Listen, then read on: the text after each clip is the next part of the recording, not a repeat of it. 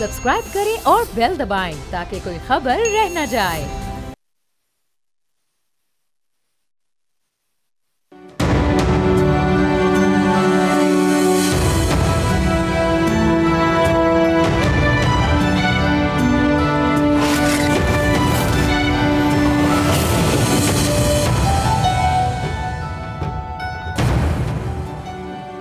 दो 2024 जमहूरियत का साल था। दुनिया के कई ममालिक में आम इंतखाबात हुए। इनमें अमरीका, बरतानिया, जापान, इंडिया, पाकिस्तान और फ्रांस समेत यूरोप के कई ममालिक शामिल थे। यूँ तो इलेक्शंस जमहूरियत के तसलसल की निशानी होते हैं, मगर इतने बड़े पैमाने पर होने वाले इस इलेक्टोरल एक्सरसाइज के नताइज ने दुनिया को चौंका दिया है। इन तमाम इलेक्शंस में एक चीज़ कॉमन है और वो है इंतहा पसंद पॉपुलिस्ट जमातों की मकबूलियत। सवाल उठ रहा है कि अगर ये पॉपुलिस्ट सर्च जारी रही तो दुनिया के लिए इसके कितने खतरनाक नताइज हो सकते हैं। 2024 के दौरान दुनिया में होने वाले इलेक्शंस के नताइज का तज्जिया करें तो कुछ कॉमन फैक्टर्स सामने आते हैं, जिनमें महंगाई, बेरोजगारी, इमिग्रेशन और गवर्नेंस में नाकामी शामिल है। ओवरऑल सेंटर की रिवायती जमातें अपनी कमजोर कारकर्दगी के बायस गैर मकबूल हुई, जिसका फायदा उठाते हुए पॉपुलिस्ट राइट विंग ने कामयाबी हासिल की और बरसरे इक़्तिदार रिवायती जमातों से मायूस वोटर्स शिद्दत पसंद पॉपुलर रहनुमाओं की तरफ माइल हुए। दिलचस्प बात है कि लोगों का झुकाव सेंटर से लेफ्ट की तरफ हो गया या राइट की तरफ, मगर एक बात मुश्तरक है, वो ये कि सेंटर से शिफ्ट होने वाला वोट एक्सट्रीम राइट या एक्सट्रीम लेफ्ट को मुंतकिल हुआ। मिसाल के तौर पर फ्रांस में populist extreme right nationalist leader Le Pen की जमात ने नुमाया कामयाबी हासिल की, जो ग्लोबलाइजेशन के खिलाफ हैं और इस्लामोफोबिया का शिकार भी। उधर ऑस्ट्रिया की फ्रीडम पार्टी, जिसकी जड़ें हिटलर की नाजी पार्टी से मिलती हैं, उसकी मकबूलियत भी बढ़ गई है। बरतानिया में एंटी इमिग्रेशन की हामी रिफॉर्म यूके पार्टी के वोट भी बढ़ चुके हैं। इंटरनेशनल मीडिया रिपोर्ट्स के मुताबिक ऑस्ट्रेलिया, कनाडा, जर्मनी और नॉर्वे की मौजूदा हुकूमतें आने वाले महीनों में इक़्तिदार खो सकती हैं। इनमें ज़्यादातर ममालिक में पॉपुलिस्ट राइट विंग एक बार फिर सबसे ज़्यादा फ़ायदा उठाने के लिए तैयार नज़र आता है। नॉर्वे की पॉपुलिस्ट राइट प्रोग्रेस पार्टी 2021 में चौथे नंबर पर रहने के बाद इस वक्त सबसे आगे है। इससे भी ख़तरनाक बात यह है कि दुनिया में मौजूद कई पॉपुलिस्ट लीडर्स को एक पावरफुल इत्तेहादी मिल गया है। 2024 में डिजिटल मीडिया दुनिया के बेशतर ममालिक में इलेक्शंस पर इन्फ्लुएंस कर गया है। अमेरिकी सदर डोनाल्ड ट्रंप ने भी social media giant Elon Musk का इंतखाब कर लिया है। ये वही इलॉन मस्क हैं जिन्होंने सोशल मीडिया प्लेटफॉर्म एक्स से फैक्ट चेक फिल्टर को ख़त्म कर दिया है, जिसकी वजह से अब एक्स पर दिए गए मवाद को कंट्रोल या फिल्टर करना मुमकिन नहीं रहा। डोनाल्ड ट्रंप को दोबारा अमेरिकी सदर मुंतखब कराने के लिए कम से कम $260 मिलियन खर्च करने वाले इलॉन मस्क की नज़रें अब यूरोप पर लगी हुई हैं। पॉपुलिस्ट जमातों और सोशल मीडिया जाइंट्स के इत्तेहाद ने दुनिया को परेशानी में तो मुब्तला कर ही दिया है। एक्स के बाद अब इंस्टाग्राम और फेसबुक पर भी फैक्ट चेक फीचर्स को ख़त्म करने का ऐलान हो गया है, जिसकी वजह से हक़ाइक़ को ट्विस्ट करना या बढ़ा चढ़ा कर पेश करना बहुत आसान हो जाएगा। अगर पाकिस्तान की बात करें तो गुज़िश्ता चंद सालों के दौरान सोशल मीडिया के ज़रिए सियासी अफरा तफरी फैलाने की कोशिशें की गई, जिसका मकसद रियासत पर लोगों के एतमाद को नुकसान पहुंचाकर मखसूस मफाद का हुसूल था। पाकिस्तान अब भी सोशल मीडिया यलगार का शिकार है, जिसको रोकने के लिए रियासत कानूनी और इंतज़ामी इक़दामात उठाने पर मजबूर है। देखना है कि पाकिस्तान किस हद तक इस कोशिश में कामयाब होता है, क्योंकि दूसरी तरफ इलॉन मस्क की सोशल मीडिया मुहिम से यूरोपीय हुक्मरान भी परेशान नजर आते हैं। गुज़िश्ता सदी में अस्करी और मुआशी ताकत की बुनियाद पर वर्ल्ड ऑर्डर वजूद में आता था। अब इस मिक्स में डिजिटल ताकत भी शामिल हो गई। सवाल यह है कि डिजिटल ऑर्डर के आने के बाद दुनिया के निज़ाम पर क्या इम्पैक्ट होगा। फ़िलहाल डिजिटल ऑर्डर के जमहूरियत पर नेगेटिव इम्पैक्ट आ रहे हैं। अहम बात यह है कि अस्करी और मुआशी ताकत रियासतों के हाथ में होती थी। रियासती सतह पर आम तौर पर जिम्मेदारी के फैसले होते थे। इसके बरक्स डिजिटल ऑर्डर चंद अमीर अशखास के हाथ में है, जिनकी ज़ाती सोच और मफाद दुनिया को अफरा तफरी की नज़र भी कर सकती है। दुनिया में होने वाली इन तब्दीलियों और नए रुझानात पर हम मज़ीद तज्जिया लेंगे, लेकिन पहले लेते हैं एक ब्रेक के बाद जब वापस आएंगे तो हमारे साथ मौजूद होंगे अहमद बिलाल महबूब साहब, सरबराह हैं पिल डैट के, जिनसे समझने की कोशिश करेंगे कि इलेक्शन ट्रेंड्स ऐसे क्यों हैं और इनके असरात मुस्तकबिल में क्या होंगे।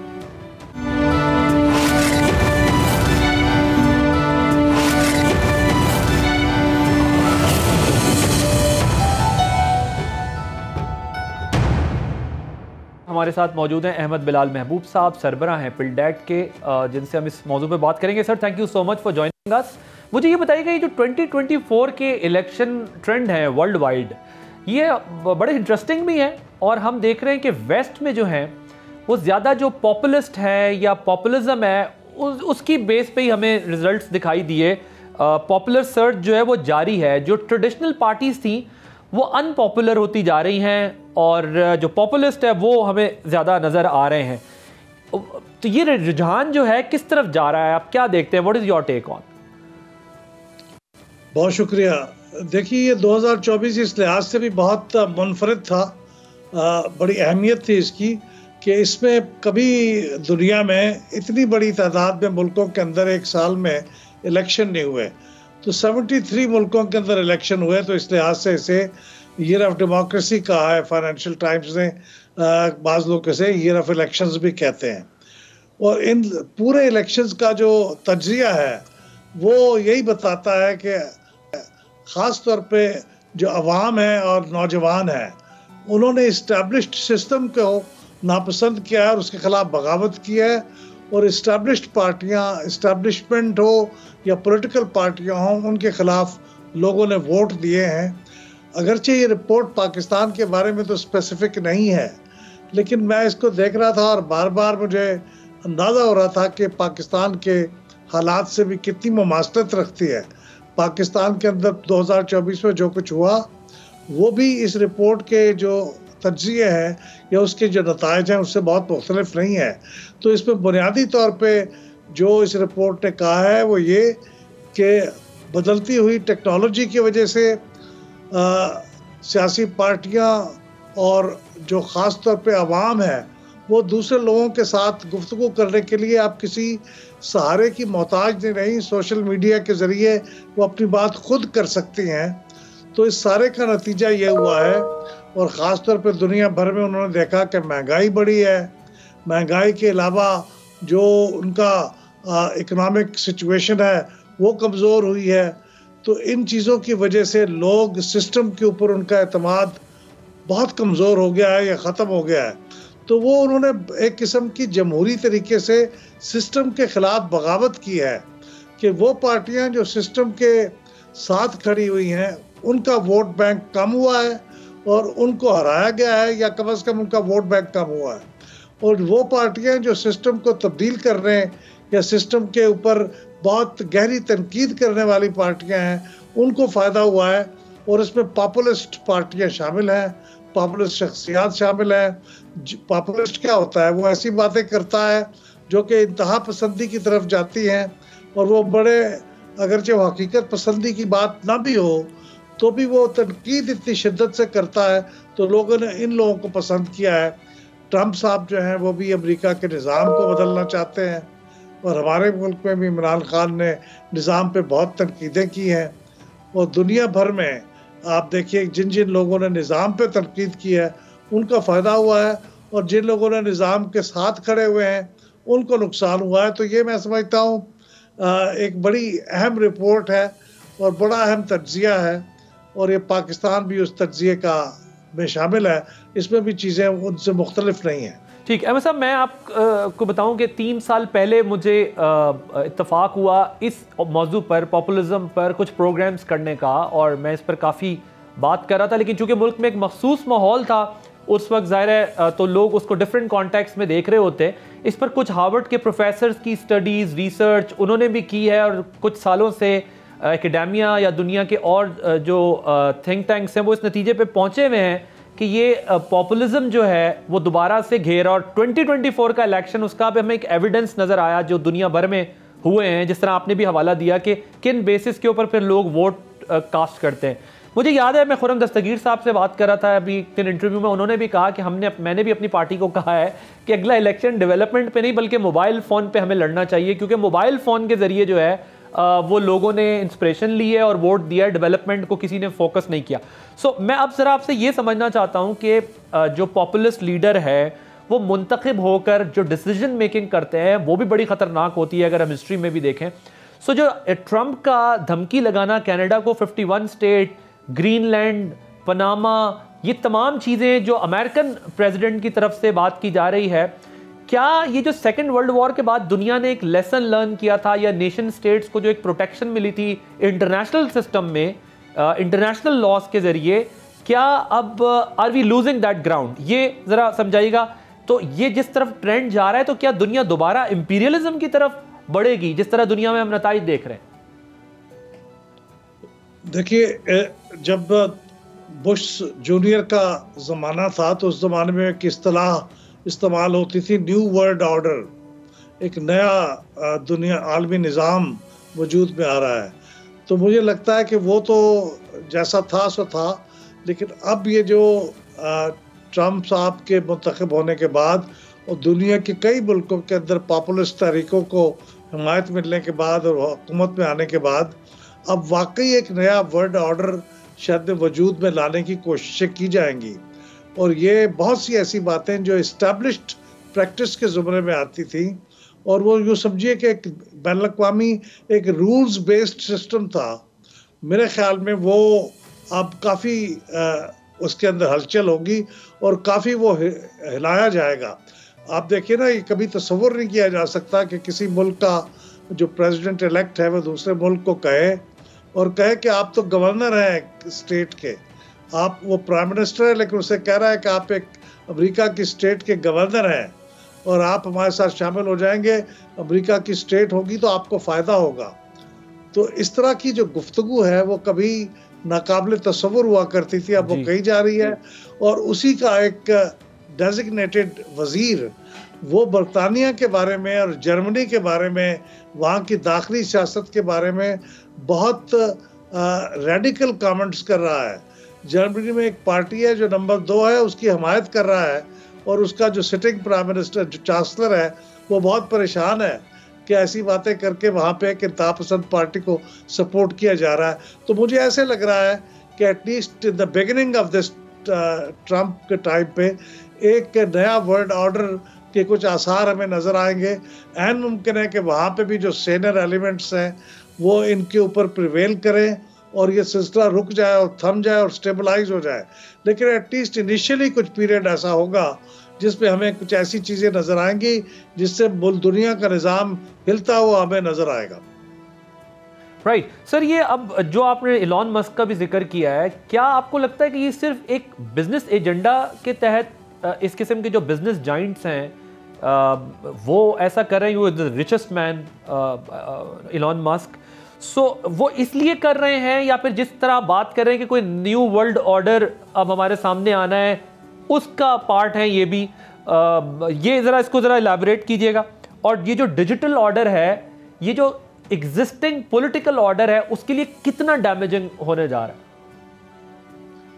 देखिए, मैं इलॉन मस्क साहब जो कुछ कह रहे हैं, मैं बहुत मुश्किल है कि उनकी हर बात को उनके बिजनेस से रिलेट करके जस्टिफाई कर सकूं।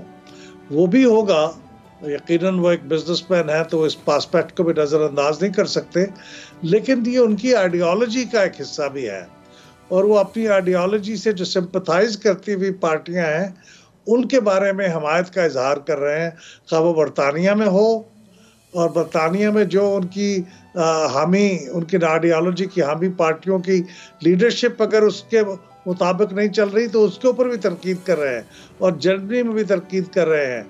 और इस तरह से अब प्रेसिडेंट जो है वो पैनामा कैनाल के ऊपर भी अपनी सॉवरेनिटी की बात कर रहे हैं। तो मुझे ये लगता है कि अमेरिका अपने जो माली मफादात हैं उनको एक बड़ा एहसास है कि वो अपने पैसे बहुत खर्च कर रहे हैं उन ममालिक के दिफा के लिए और उनकी वेलबींग के लिए जो खुद से पैसे खर्च कर सकते हैं।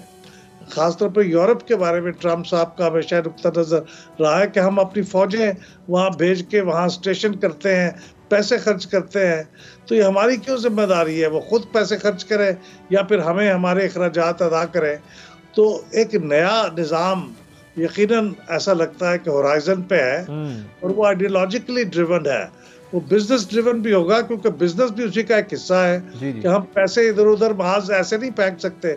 हमें हमारा पैसा जो है हमें अपने अवाम पे खर्च करना है, तो ये उनकी आइडियोलॉजी का भी हिस्सा है, और अपने बिजनेस इंटरेस्ट को भी प्रिवेंट करना, को भी प्रिजर्व करना। मैं अहमद साहब, अगर आपसे if I could ask you कि what is the lesson for us in this whole saga, in process जो भी चल रहा है, हम अपने आप को इस सारे प्रोसेस में कैसे फिट इन कर सकते हैं और महफूज रख सकते हैं? क्योंकि अगर हम देख रहे हैं कि जहाँ डेमोक्रेटिक नॉर्म्स इतनी स्ट्रॉन्ग हैं, जिन कंट्रीज़ में डेमोक्रेसी इतनी स्ट्रॉन्ग थी, इकोनॉमिक क्राइसिस ने सब कुछ कन्वर्ट कर दिया है, तो हम इस सारे सिनेरियो में कैसे फिट इन हो, या क्या हमें अपनी प्लानिंग करनी चाहिए?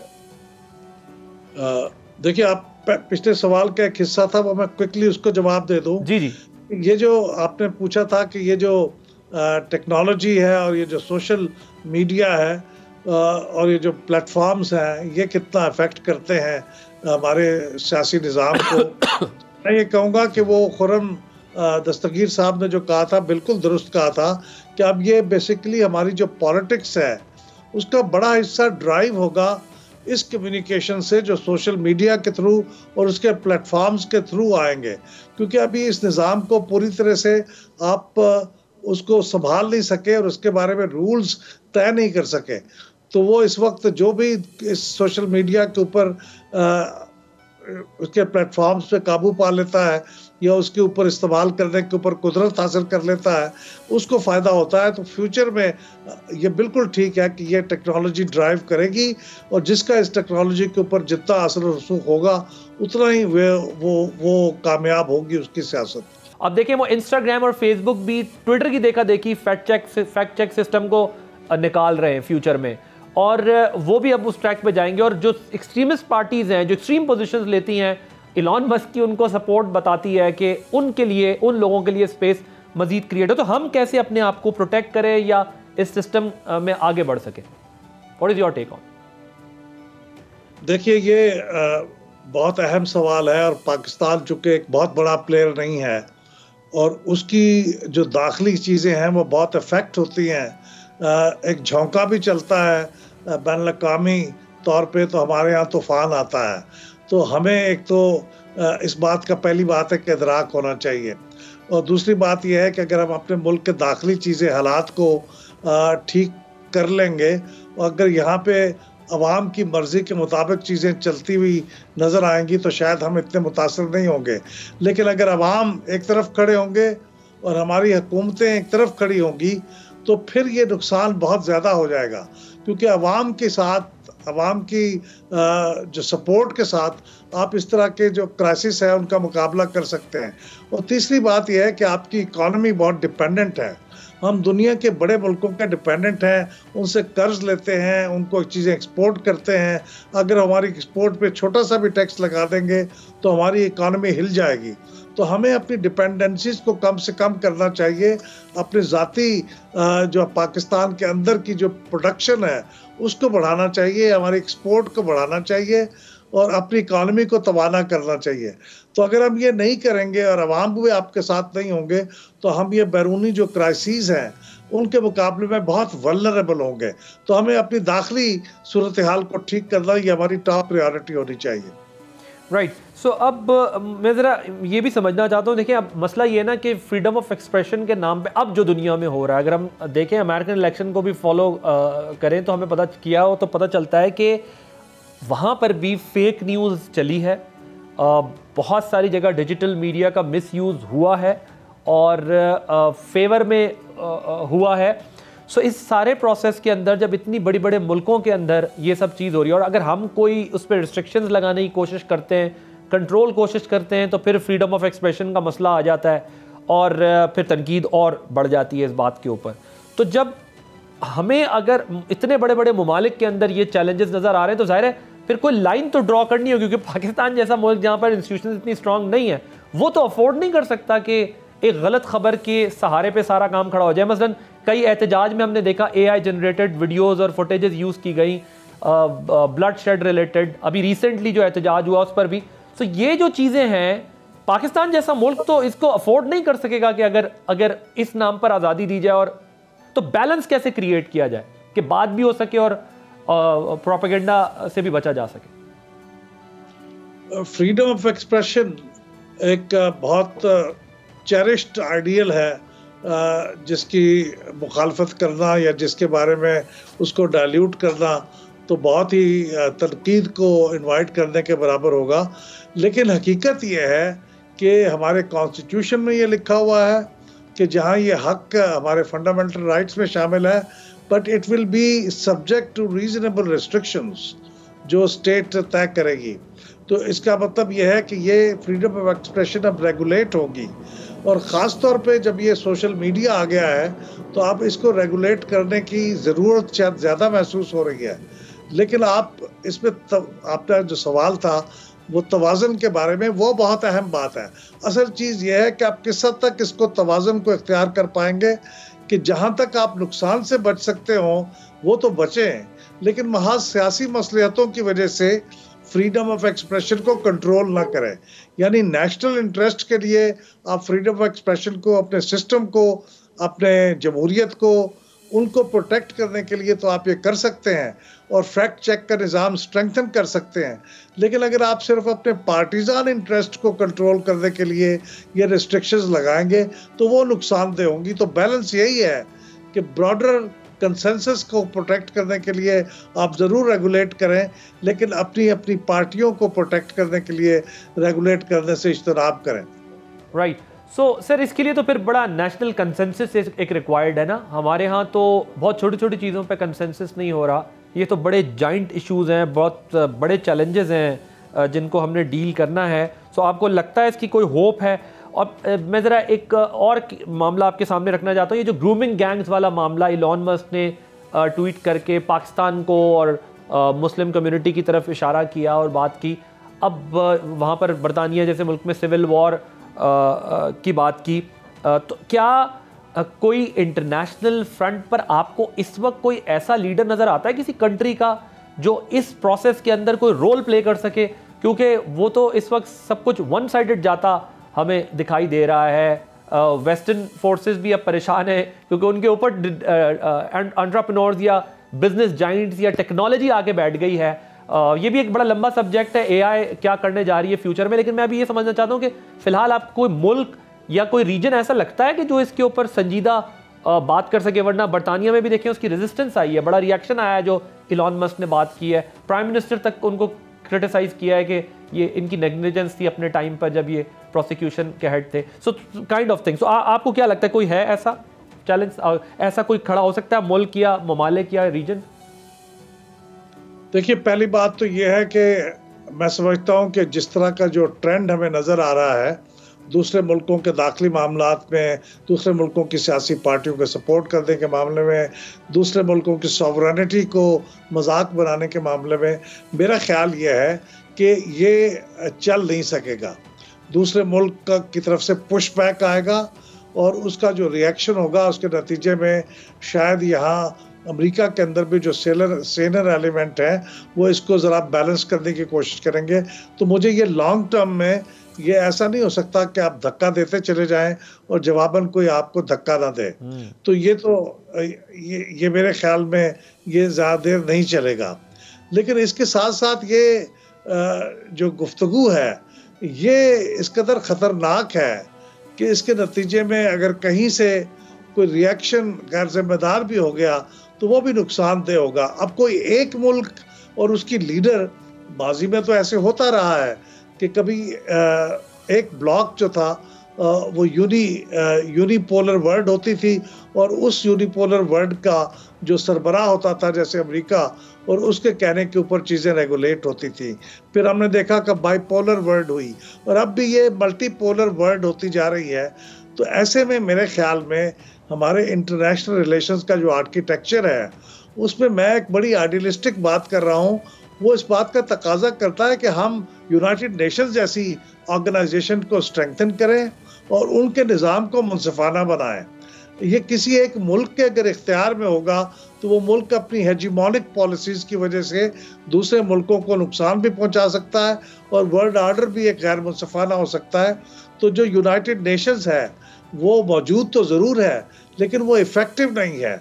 अब मेरे ख्याल में अगर उसको इफ़ेक्टिव बनाया जाए तो वो गारंटी हो सकता है दुनिया के अंदर एक बैलेंस क्रिएट करने का, वरना कोई एक मुल्क और कोई एक लीडर तो मुझे ऐसा नज़र नहीं आता जो अपने इन्फ्लुएंस से इन चीज़ों को तब्दील कर सके और इंसाफ ला सके। Thank you so much Ahmad Bilal Mahboob साहब। सरबरा पिल्डैट गुफ्तगू हो रही थी कि इस वक्त जो है पॉपुलिस्ट जमातें हैं वो दुनिया में राइज़ कर रही हैं, इंतखाबात जीत रही हैं और वो एक ऐसी आइडियोलॉजी या ऐसे सॉल्यूशंस दे रहे हैं जिनका रियलिटी से ताल्लुक़ नहीं होता। वो क्विक सॉल्यूशंस देते हैं जिनका प्रैक्टिकल लाइफ से कोई ताल्लुक़ नहीं होता, लेकिन उस बेस पे वो इलेक्शन जीत जाते हैं, वो अपने मफादात किस हद तक हासिल कर पाते हैं। ये एक अलहदा बहस है क्योंकि माजी ये बताता है कि पॉपुलिस्ट जो हैं वो पावर में पूरी पावर के साथ आते हैं, लेकिन वो जो दावे करके आते हैं उन दावों को पूरा नहीं कर पाते क्योंकि उनका रियलिटी से ताल्लुक़ नहीं होता और उनके कोई क्विक सॉल्यूशंस नहीं होते। लेकिन लोग इकोनॉमिक कंडीशन की वजह से फ्रस्ट्रेटेड होते हैं, तंग होते हैं और वो एक नए सॉल्यूशन की तरफ जाना चाहते हैं और बाद में वो नया सॉल्यूशन भी कुछ नहीं होता बल्कि क्योस मज़ीद बढ़ता है। सो दुनिया में इस वक्त हमें ये सिचुएशन ओवरऑल नज़र आ रही है और ये ऐसे ट्रेंड्स हैं जिसका अगर कोई सॉल्यूशन ना निकाला गया और कंट्रीज़ बैठकर कंसेंसस ना करें, चाहे वो यूएन का फोरम हो या कोई और फोरम हो, तो फिर दोबारा दुनिया फोर्ट्रेसेस में जा रही है। बड़े बड़े मुल्क कलों में बंद हो रहे हैं, फिर छोटे मुल्कों को भी कलों में बंद होना पड़ेगा और वो क्या होगा कि सब अपने अपने मफाद और दिफा में लग जाएंगे, जो कि दुनिया के लिए कोई अच्छा पैगाम नहीं होगा। आदिल अब्बासी को इजाज़त दीजिए, अल्लाह हाफ़िज़।